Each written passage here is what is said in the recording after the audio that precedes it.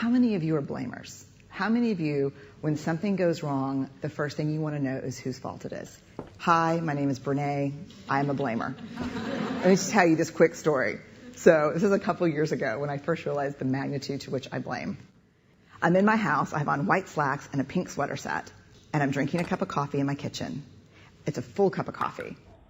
I drop it on the tile floor. It goes into a million pieces, splashes up all over me. And the first, a millisecond after it hit the floor, right out of my mouth is this: "Damn you, Steve." Who is my husband? Because let me tell you how fast this works for me. So Steve plays water polo with a group of friends. And the night before, he went to go play water polo. And I said, hey, make sure you come back at 10, because I can never fall asleep until you're home. And he got back at 10:30. And so I went to bed a little bit later than I thought. Ergo, my second cup of coffee that I probably would not be having had he come home when we discussed. Therefore,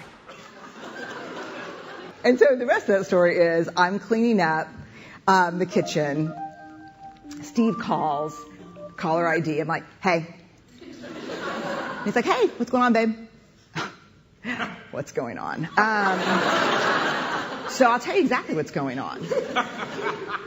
I'm cleaning up the coffee that spilled all, like dial tone. Because he knows. How many of you go to that place when something bad happens, the first thing you want to know is whose fault is it?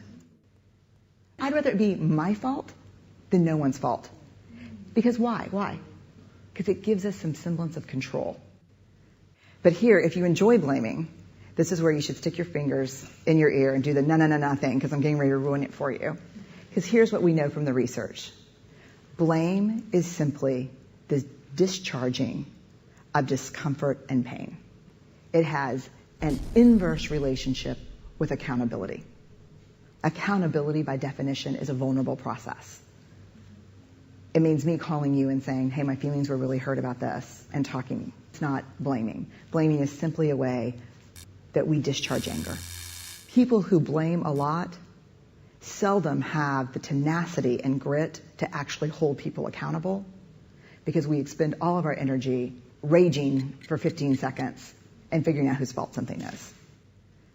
And blaming is very corrosive in relationships, and it's one of the reasons we miss our opportunities for empathy. Because when something happens and we're hearing a story, we're not really listening. We're in the place where I was, making the connections as quickly as we can about whose fault something was.